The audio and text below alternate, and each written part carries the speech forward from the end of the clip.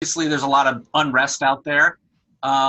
What's your take as growing up as a black man in America who's seen the world, who has um, been successful?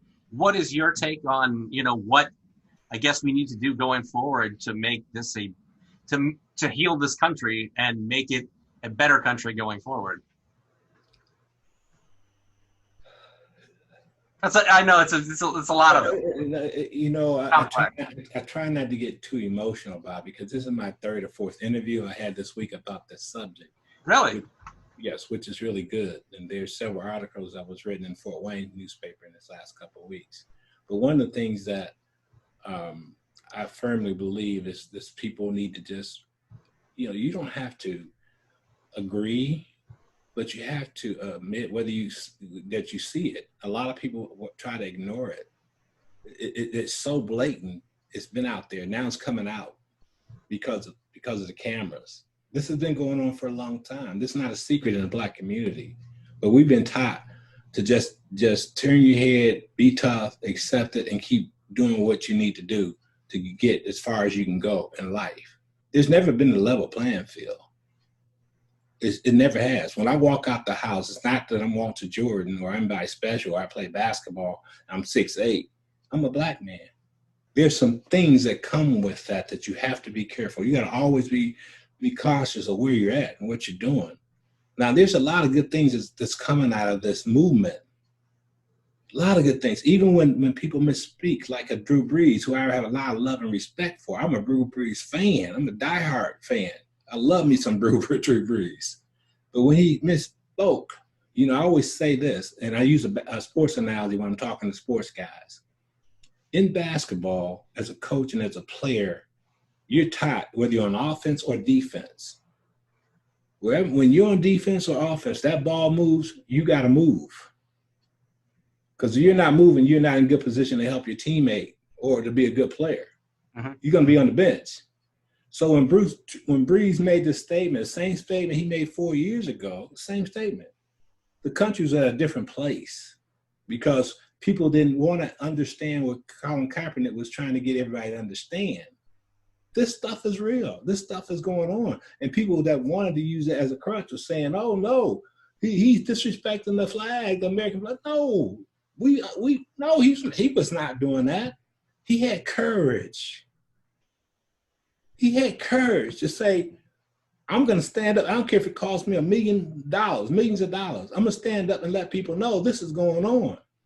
And so because of all we've seen now that's been on tape, incident after incident after incident, Drew Brees failed to realize the ball was moving. He stood there. And since he realized that, he started taking a hard look at the situation and said, wow, that's all people have to do. Take a realistic look and say, you tell me if that's real.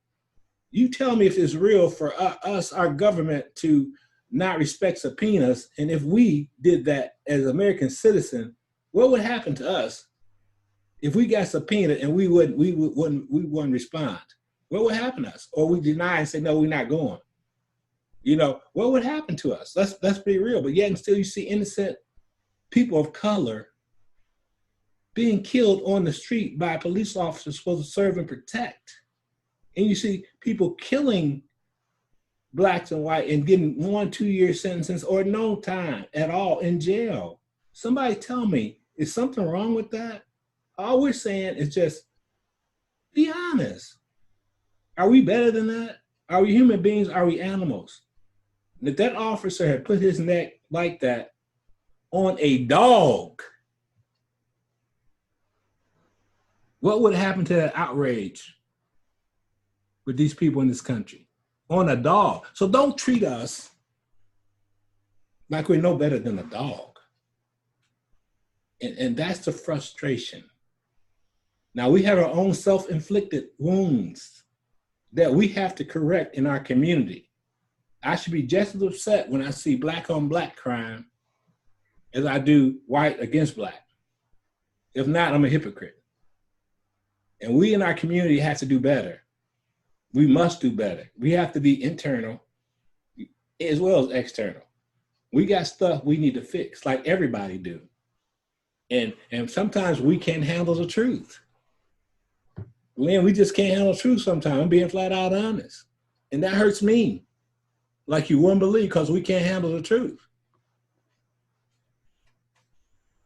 So, I hope that answers your question. Yes, it does. But I mean, yeah, there are a lot of facets to it, and absolutely, I can't even pretend to say that I understand what. But you just said a mouthful. You said I can't begin to understand that I don't understand. That's what we're saying. That's good stuff. That's what we want. That's all. Now we can have a conversation, right? Instead of, you know how everybody's been so sensitive on both sides of the fence, you can't even have a conversation. Oh yeah. You're having a conversation. I love it. I love it.